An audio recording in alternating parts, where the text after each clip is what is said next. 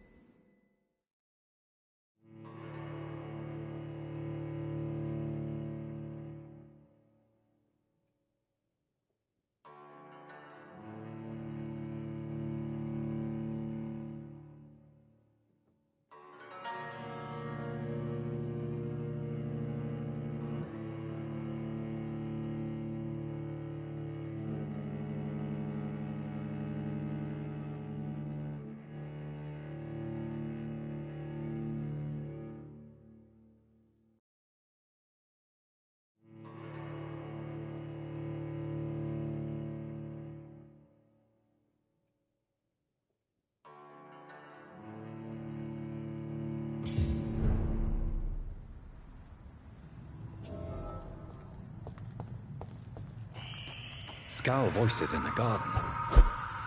I should investigate. If they were to find somebody.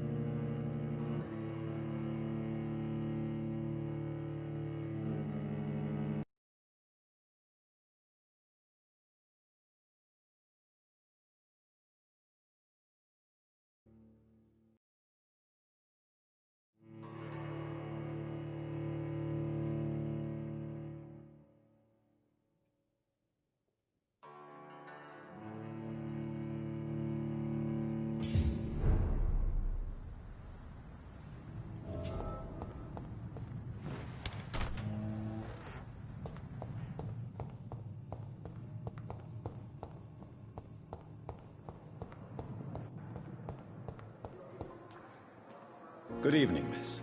I'm Dr. Reed, the new surgeon at the Pembroke Hospital. And who are you? Your name has no meaning to me, mortal. You're nothing but dust blown by the winds of eternity. I beg your pardon. What are you begging for, mortal? My clemency? Well, tonight maybe I'm inclined to mercy. You'll never forget the night you met Thelma Howcroft. You keep calling me mortal. Why is that? And if I'm mortal, what are you? Well, Dr. Reed, if you must know, I'm a vampire.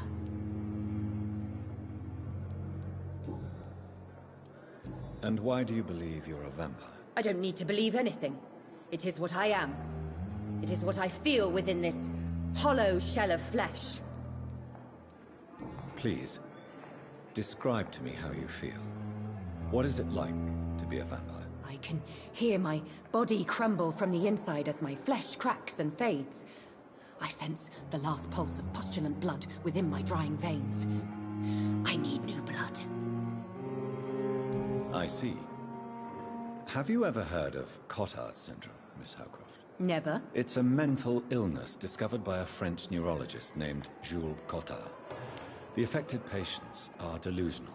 They believe that they are putrefying, that they are dead, a ghost or a ghoul, or in your case, a vampire. Delusional, you say? Oh, sad and petty mortal. You can't even begin to understand the concept of immortality.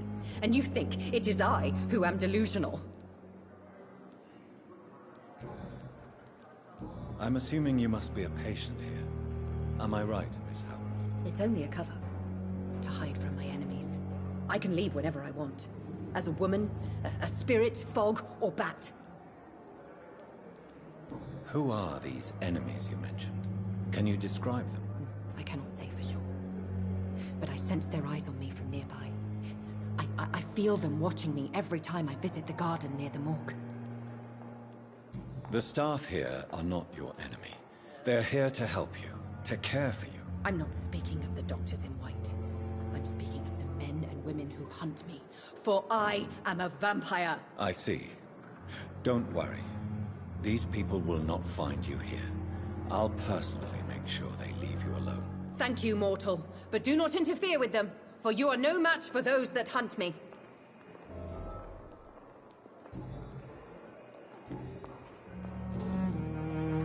Who are you really, Miss Howcroft? I mean, apart from being a vampire. Is that not enough for you, puny mortal? What do you require?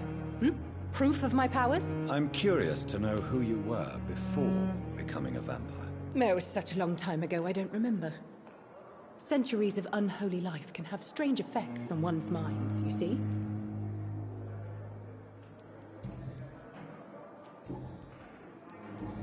I'll leave you, Mistress of the Dark, to your nocturnal activities.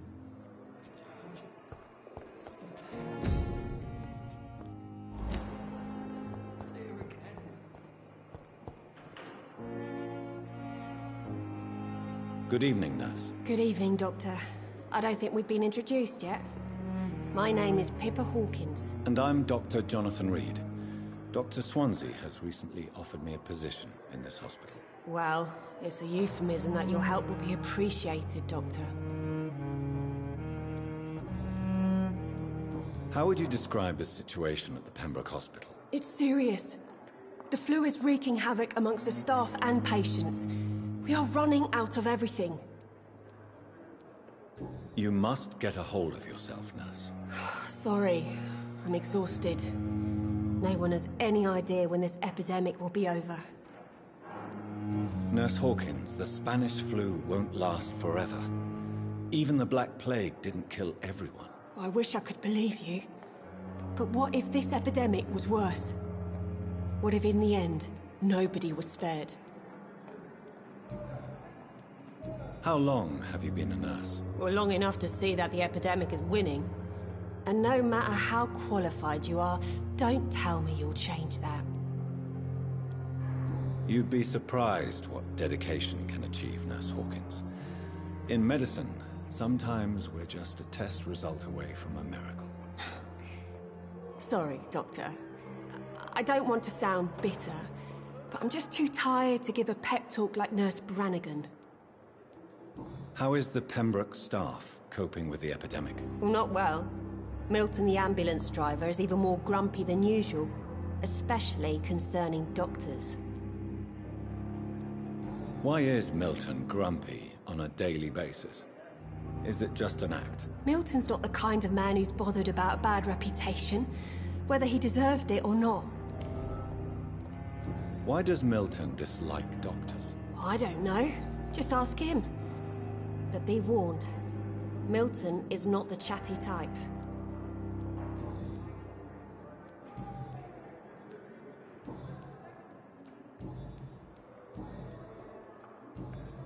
Goodbye, Nurse Hawkins.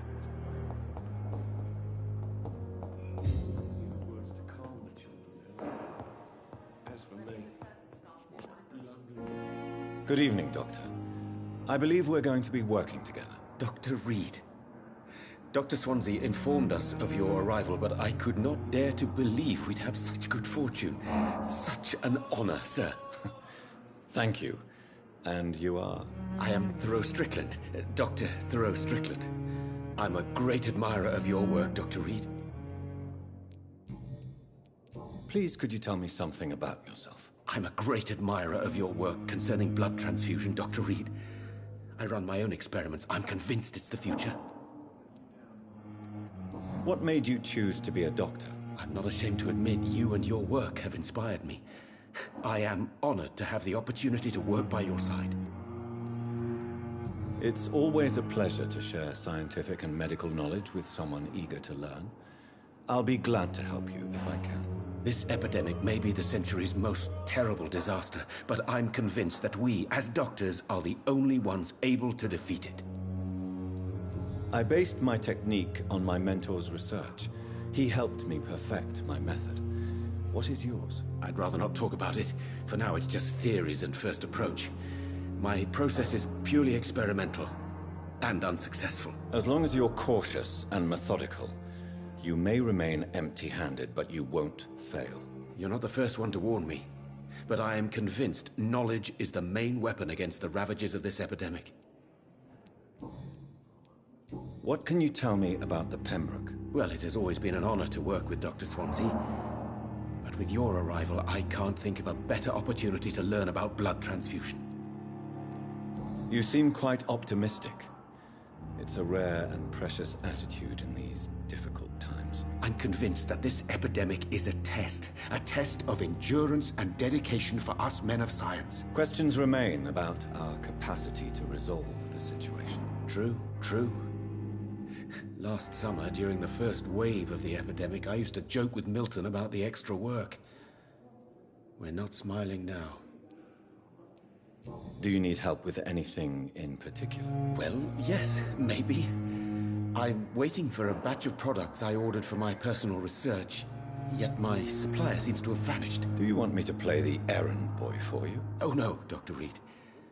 But if you went personally to his shop, what with your reputation and all, he wouldn't dare to refuse the products I need. I see. Well, give me the address, for I may pass by if I have time.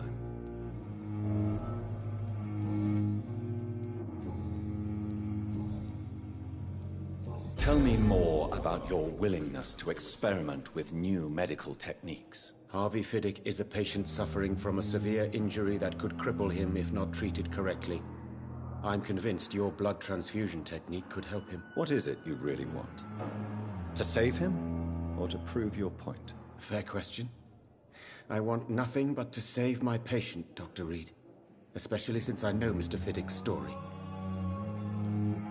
This personal involvement could also appear to be a lack of impartiality. You must know that a good surgeon must remain neutral. I agree. But that does not excuse Dr. Ackroyd's behavior. A man who did not even take time to converse with his patient. Do you think keeping his distance was a mistake? All I know is that I'm taking care of human beings with desires, hopes, and fears. Not some biological machine comprised of blood, bones, and flesh.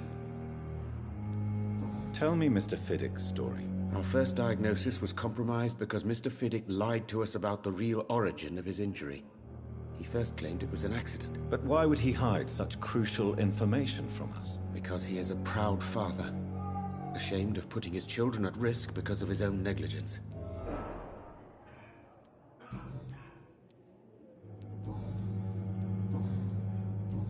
Goodbye, Dr. Strickland.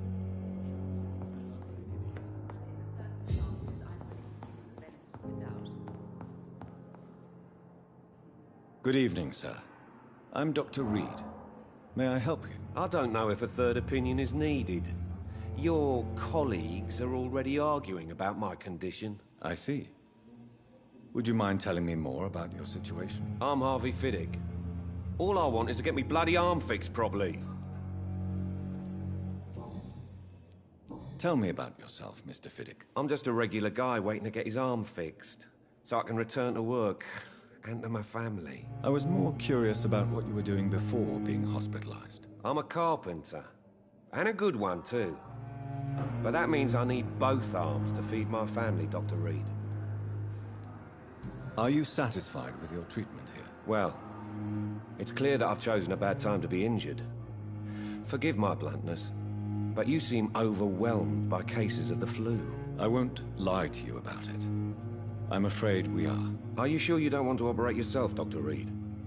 I have the feeling you're very capable. And your colleagues seem to think so too. In other circumstances, you would be right. But for now, I don't think I can take on the responsibility. My apologies. Tell me about the doctors who are arguing about your case. Strickland and Ackroyd. They both want the best for me, but there's a lot of pride there.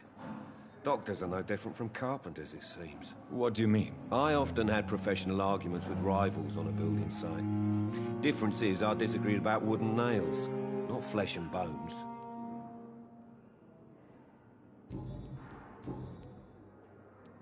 Tell me about your injury, Harvey. Why do you feel so guilty about it? My wife died because of me. And now I may lose everything because I've been careless enough to hurt myself. What an arsehole. How could your job be responsible for your wife's death? I was working a double. She went out to bring me a hot meal and got caught in a German bomb raid. You can't hold yourself responsible for your injury, Mr. Fiddick. Unless you tried to hurt yourself. Of course I didn't hurt myself. But I can't work until my arm is fixed. My children need to eat, Doctor. Tell me more about the death of your wife, Harvey. 1915. I was in the army. Building workshops for the Royal Flying Corps. Helen was happy I wasn't sent to the front. What happened? The Germans sent Zeppelins to bomb the construction site, but they missed their target. My wife was bringing my dinner when the bombs fell. I'm sorry for your loss. So many died during the bombings. I served in France and witnessed the carnage there. I would like to say that she didn't suffer. Truth is, I have no idea. I just know that I'm all that me kids have. Poor little bleeders. How are your children after losing their mother? They were smaller then. The only good thing about this is my Helen didn't bring them with her that night.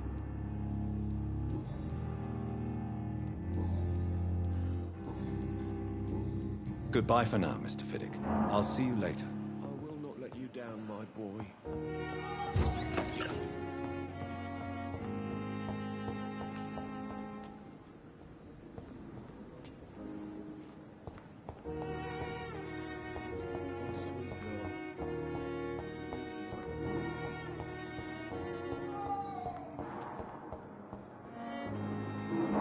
Good evening, sir.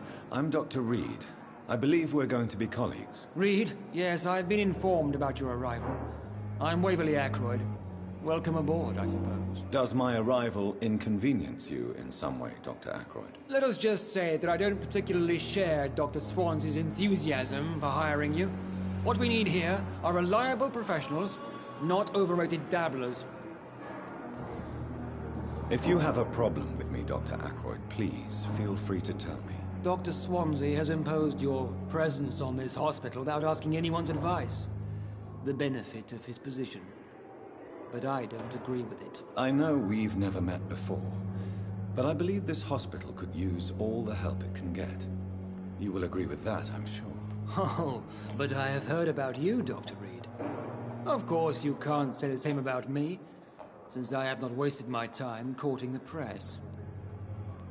There is no need for such animosity between us. Don't you think the epidemic is already enough to deal with? That is one point we could agree on. And that is precisely why I want to be sure that you will be of help to this hospital, instead of a burden. Since your tenure in this hospital is longer than mine, perhaps you can tell me more about this place. Let's just say I'm tired of the carelessness around me.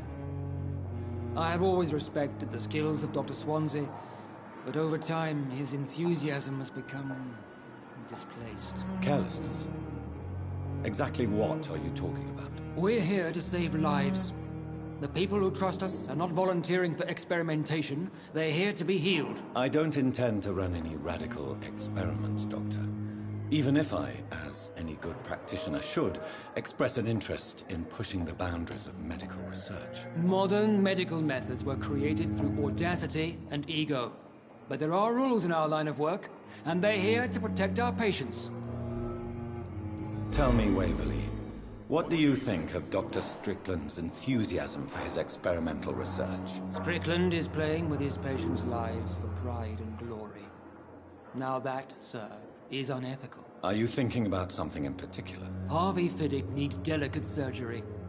I believe we should stick to the usual procedure, but my young colleague obviously disagrees. And are you not afraid that your rivalry with Strickland may be blinding you? Rivalry? I guess you could call it that. But I will never be childish enough to let my personal feelings affect my judgment. Why do you wish to lead this surgery?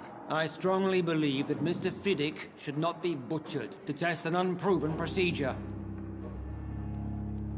I really hope you're right about this, Dr. Ackroyd. I'm trusting your judgment on this. I'm not the kind of man who runs away from his responsibilities, Dr. Reed. There is no need for you to be looking over my shoulder.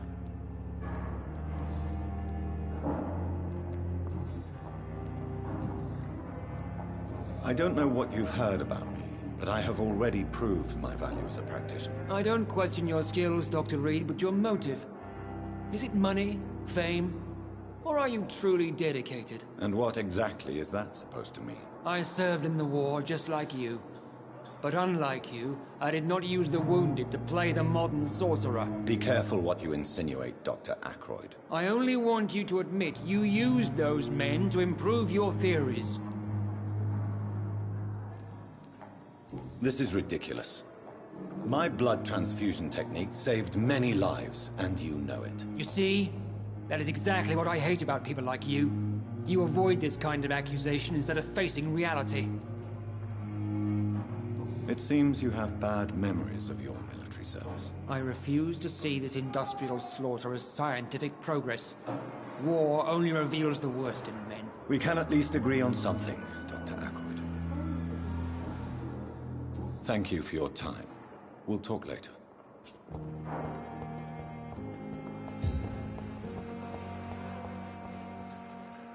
Good evening, Nurse Hawkins. Good evening, Dr. Reed. Goodbye, Nurse Hawkins. See you again. Good evening, Mr. Hampton. How do you feel? Dr. Reed, is it? Oh, sir, I must apologize for my behavior. What do you mean? I was not myself in the factory. Fear and exhaustion made me say awful things to you, I'm afraid. You remained perfectly nice and polite. A little delirious, perhaps. But who wouldn't be after enduring an abduction? Thank you, Doctor. That's a relief. Now all I need to do is rest and return to my flock. How did you end up in William Bishop's den? I had received alarming news about his recent behavior. I went to his place and he refused to let me go. Why did he abduct you? William was an alcoholic. His addiction suddenly changed to blood. I don't know why. Just like a patient I met here. This Miss Hawcroft. You dared to enter this awful place alone. You're a hero, Mr. Hampton. Or a fool. I'm just a man trying to help his friends, Dr. Reed. William Bishop was a conflicted soul, searching for light. Do you know Tom Watts, the bartender from the Turtle? I met him before I found you in the canning factory. Tom? Yes, of course. Always the helping hand, good old Tom. Without men like him, corruption and despair would have wiped out the East End long ago. People are still in despair. How could it be otherwise? The authorities have left us all to rot in this contagious nightmare. No drugs, no advice, nothing. It's a damn shame. Who should I avoid in this part of town, then? Any particularly evil figures? Not really. Most men and women are just doing their best. And it's not my habit to speak ill of people I know, Doctor. What is the general situation in the East End docks? The situation has always been tough, with a lot of tensions between the gangs and the Dockers Trade Union. The Wet Boot Boys are very nervous since they lost their leader.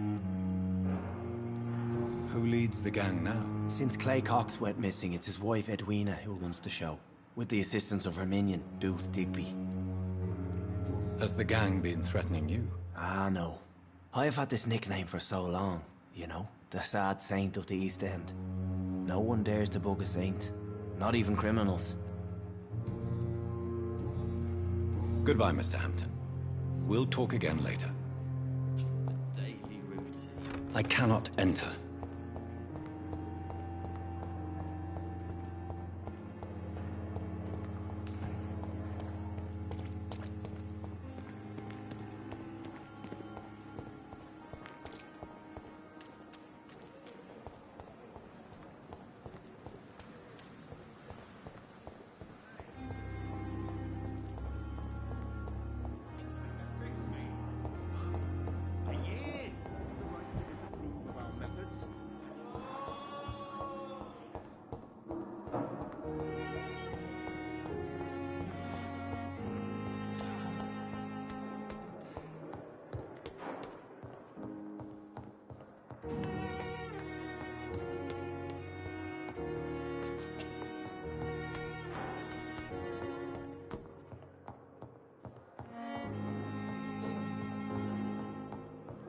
Not now. It's locked, all right.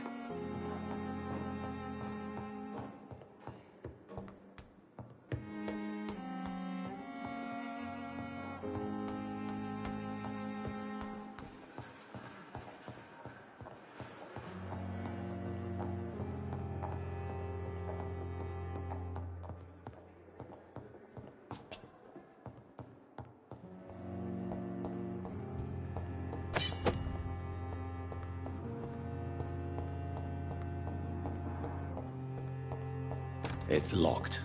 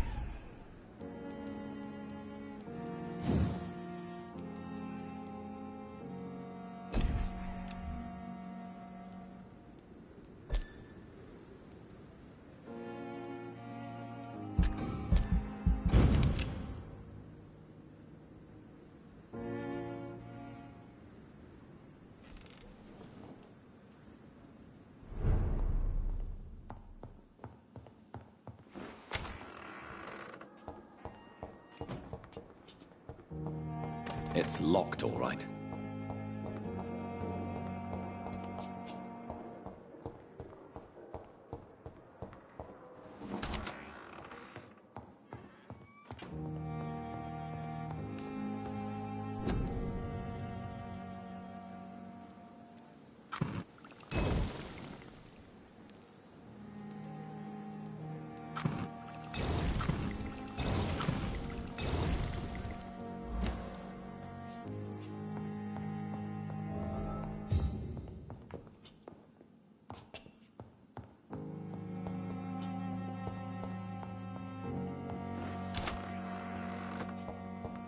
I cannot enter.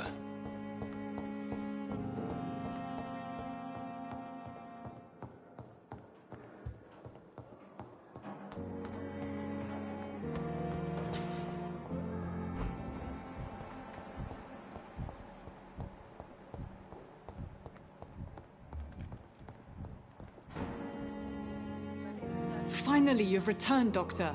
Did you find anything of value? Yes, nurse. You've worked your first miracle, Doctor. Now, this patient here needs immediate treatment. Duty calls. When the storm has passed, I'll show you how to mix the remedy yourself with the same basic ingredients. Many thanks, Doctor. When you've finished, you ought to report to Dr. Swansea in his office. He's been looking for you. Seemed pressing.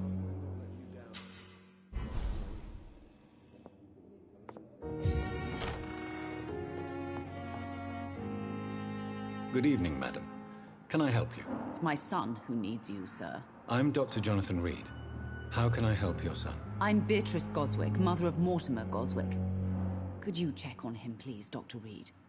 I've heard much of your talents as a physician. What can you tell me about yourself, Mrs. Goswick? Not much to say. Just take care of my Mortimer and I'll cover all the expenses. That's all that matters. Are you really that rich? Most of the patients here are of a more humble origin, if I may say so. Yes. Thanks to my husband. May he rest in peace. I can cover any needed medical expenses. May I ask if you have an occupation, Mrs. Goswick? I'm a teacher by profession. I teach young women who are more ambitious about their futures than their families. What do you think of your reception here? Any complaints? I have had the uttermost reservations about this hospital since we arrived. But we had no other choice, considering the state of emergency. Is there something in particular that's bothering you? Some of the staff were not especially welcoming. I suspect they're not accustomed to dealing with patients of such social standing. Tell me more about your arrival at the Pembroke Hospital. What gave you such a bad first impression? The ambulance driver was quite rude, for a start. And that nurse, Miss Hawkins, seems to have quite a dubious attitude. What do you mean? She managed to secure a bed for my son despite the epidemic. It was a relief, but it wasn't cheap. She charged you for a bed? Yes, and I paid without question, considering the urgency of the situation. I share your concern, Mrs. Goswick. Be sure that I'll talk to the people involved. I don't expect compensation, Dr. Reed. But I'm aware such behavior would not be tolerated in other hospitals.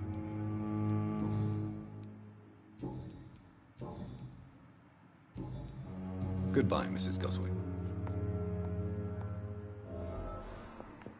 Good evening. I'm Dr. Reed. Can I help at all? No. Really? Why are you here, then? I don't want to talk. My throat hurts too much. I suppose that this pain is the reason you're here. Is someone taking care of you? Yes. And no. Could you at least tell me your name, sir? Mortimer. Mortimer Goswick. How painful is your throat, Mr. Goswick? So painful I'd rather not talk at all, Doctor. I'm sure you realize a doctor and his patient have to communicate, sir. Would it help if I gave you some paper and a pen? Not really. I see. Then maybe it's not just your throat that hurts, Mr. Goswick. Perhaps your sore throat is just the consequence of something more hurtful. Yes, maybe. But I don't want to talk or even write about it now. Why did your mother have you hospitalized here? She seems convinced this is a bad hospital. My mother just wants the best for me. She won't rest while I'm here. She'd go all the way to hell and back to help me. Pembroke Hospital may look unorthodox, but rest assured, you're in good hands here. It's not me you have to convince, Dr. Reed. It's my mother. Is your mother bothering you? As your doctor, I can ask her to leave you alone if you would prefer. That's tempting, Doctor. But you have no idea what my mother is capable of. She would tie herself to my bed if you asked her to leave.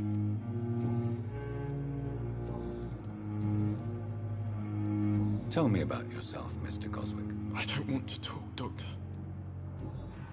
I have to go now, sir. But don't hesitate to contact me if you need any help. Good evening, sir. Doctor.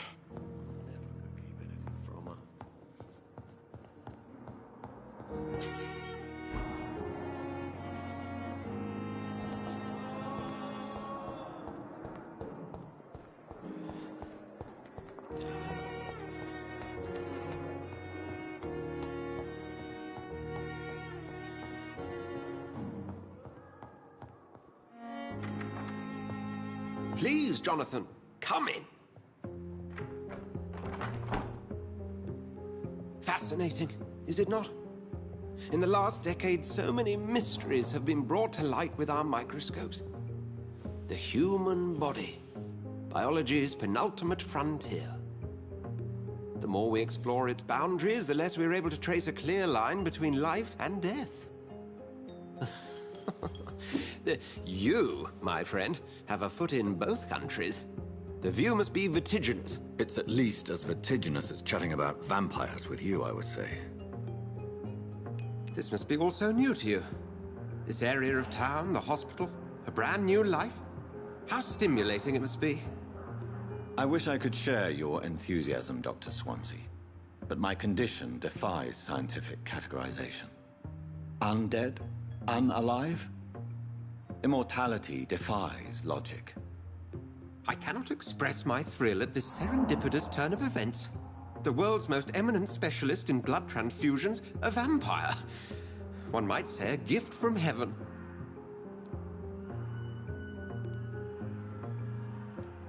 It may seem strange, but your words have brought me some comfort here.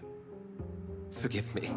I've been an admirer of your work for a long time, and now you are so much more than a brilliant physician. And please, call me Edgar. There is no need to apologize, Edgar. You offered me sanctuary when I had none. Very well. I have a task for you, Jonathan. Something that will require all your newfound skills. Please, go on. The Pembroke only survives through the generosity of our benefactors. Unfortunately, our main donor has found herself in a bit of a bind. Now, if you could help her out... A spokesman or politician is what you need. That's not my calling. And until I come to understand what has happened to me, I require discretion. Discretion is in order, Jonathan. Lady Ashbury has recently received rather indelicate correspondence that, if revealed, would jeopardize her position. And you would like me to eradicate this threat? By the stole, of course not. I would just like you to pay her a visit. Her ladyship is certainly near the tents outside, tending the sick. You can't miss her. Look for someone impossibly delicate. Accepted. I'll see what kind of trouble Lady Ashbury is in.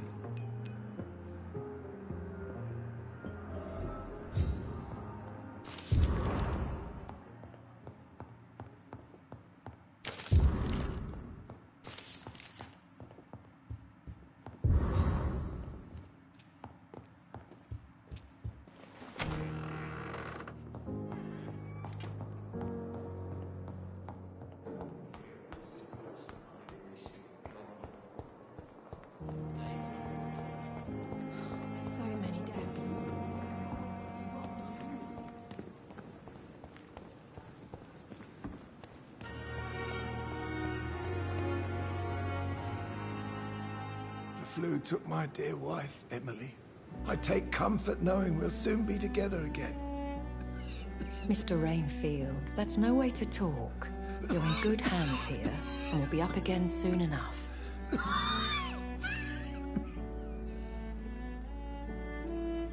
Now do me a kindness and get some sleep. I'll be back round later. Your words are kind, the blessings of an angel. You're the sweet, sweet Lady of Mercy.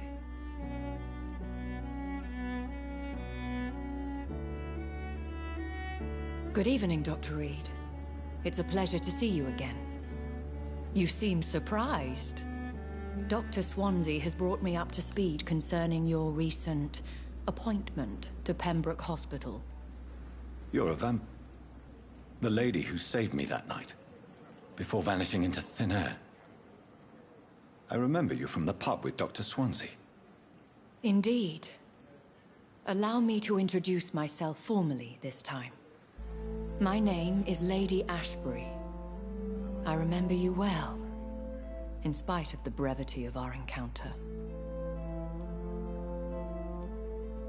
Apologies. You've taken me by surprise. I'm very happy to see you. The pleasure is mine, Doctor. I hope you're more disposed to answer my questions now. You must have countless questions, but our rather urgent matter first. Swansea has explained. My cover, if you prefer, has been compromised. Dr. Swansea has commissioned me to be your agent in this matter. You could start by explaining what's amiss. These past insufferable weeks, I've been the victim of extortion. I've made a first payment, but the blackmailer grows greedy. I must refuse his most recent demands.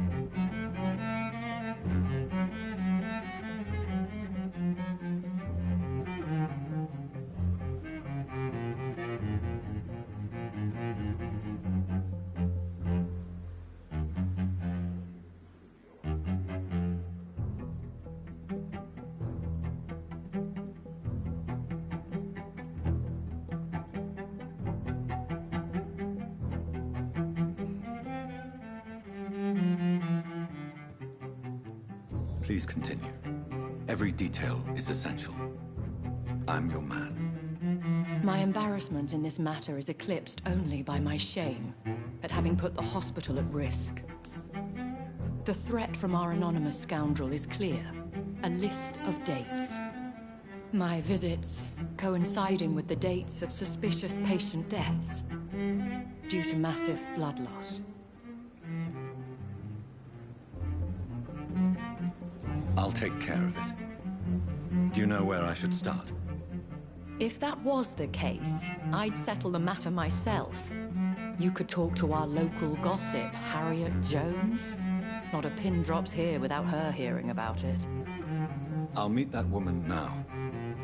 My life, as others know, is in your hands, Dr. Reed.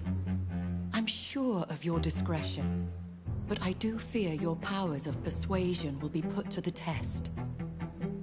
When this is resolved, I'll be your obligé. I'll answer all questions in regards of your condition.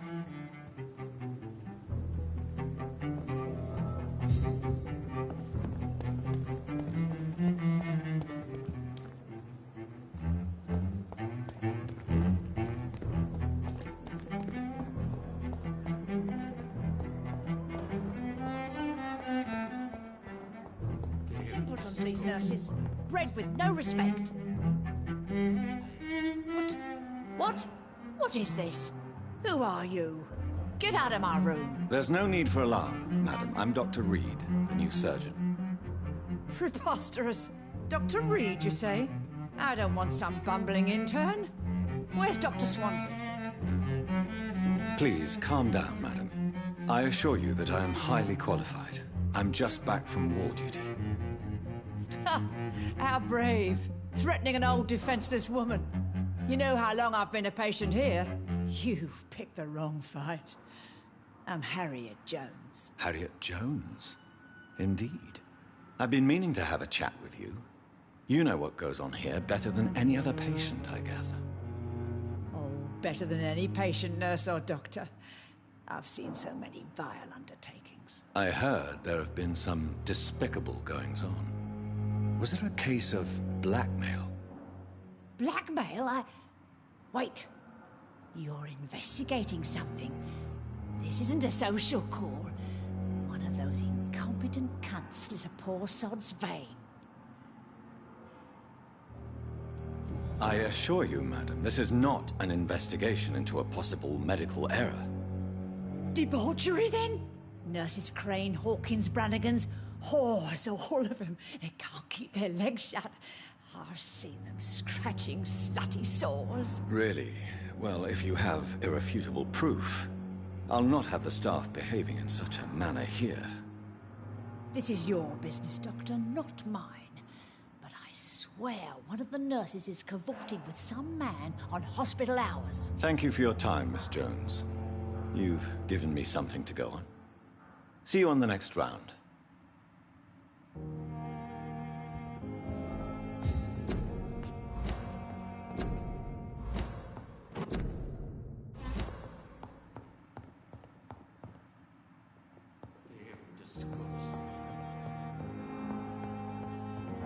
The patients and staff might know something. I'll start my investigation with them.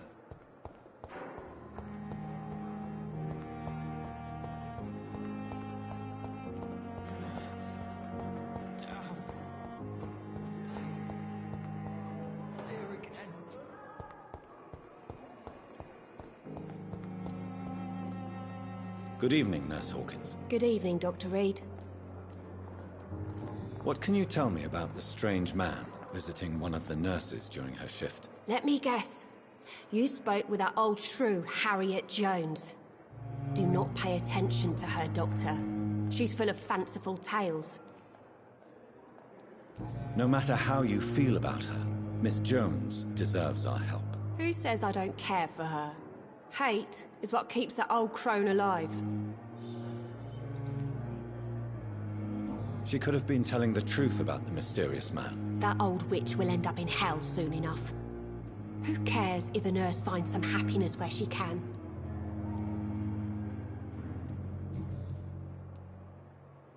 Goodbye, Nurse Hawkins.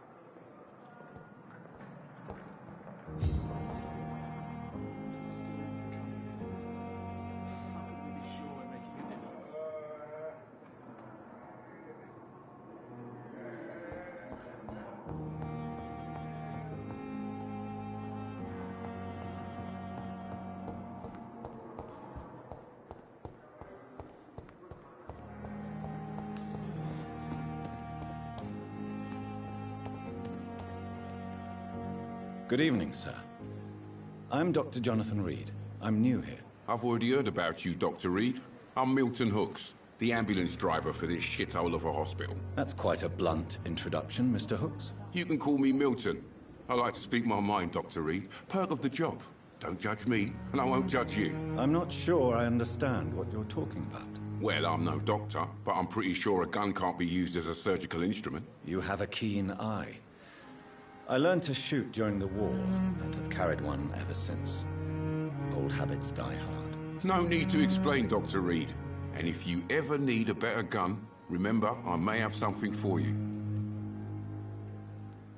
I have some good news, Milton. What? The epidemic's over? I retrieved your wallet, with all the money, and a certain picture. Well, yeah, Pippa Hawkins is my girl. So what? Is it the difference of skin colour that bothers you? Not at all, Milton. Good. Please, take this money anyway. To remind you to keep your mouth shut. Not everybody's as broad-minded as you, Dr. Reed.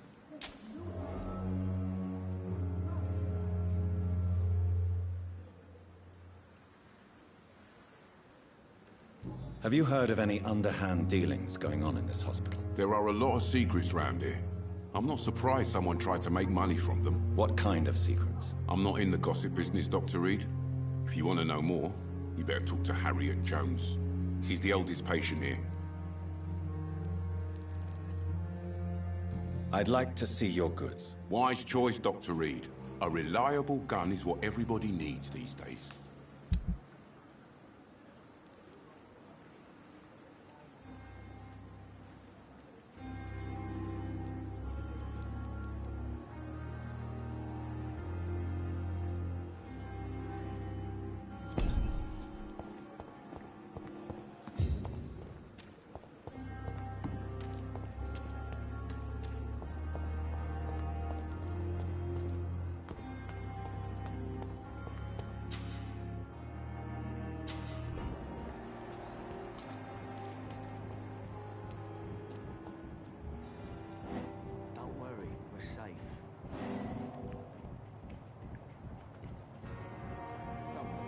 Safe.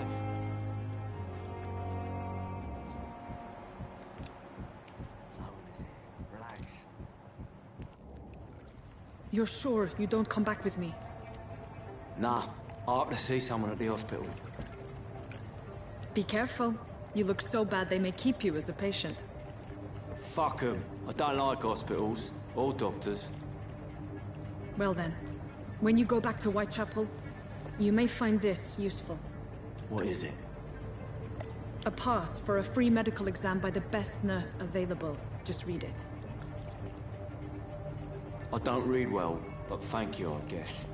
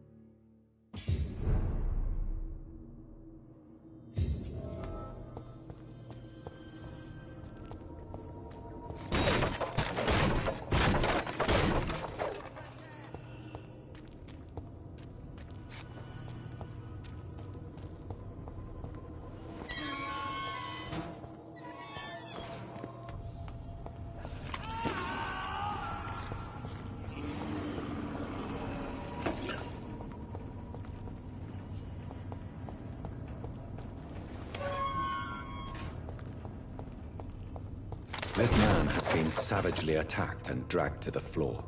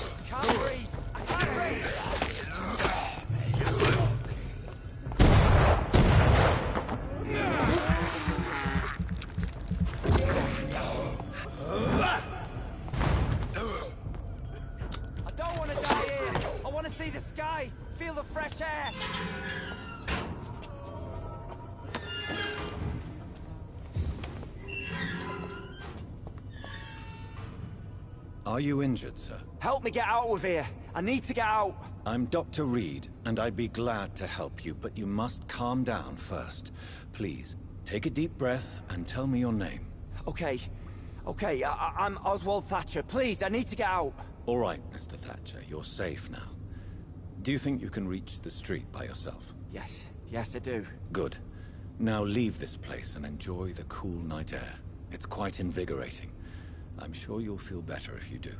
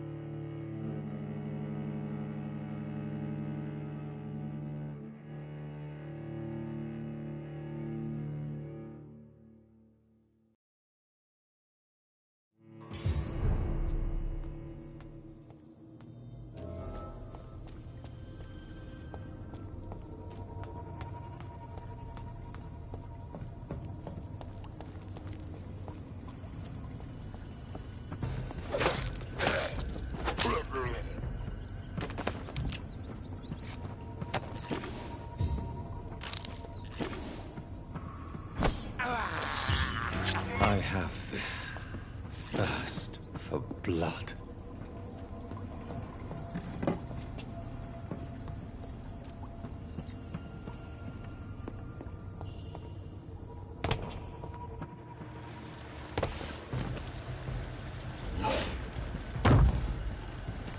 What sort of creature is this?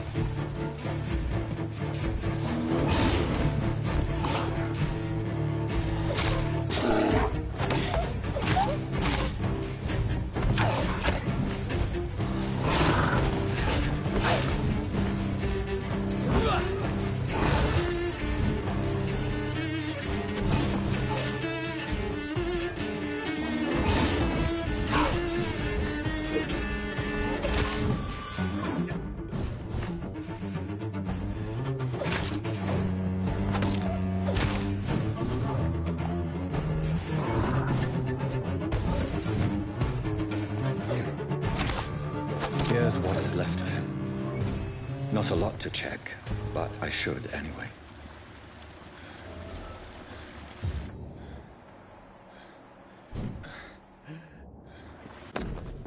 Some voucher for a free checkup in Whitechapel. What is Nurse Crane up to? I really must find her.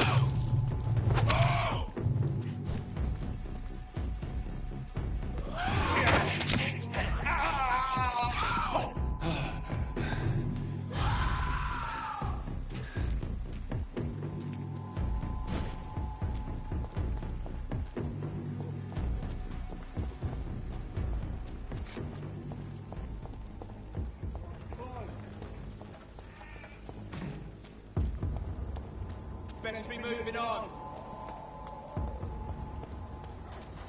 Go back home, idiots!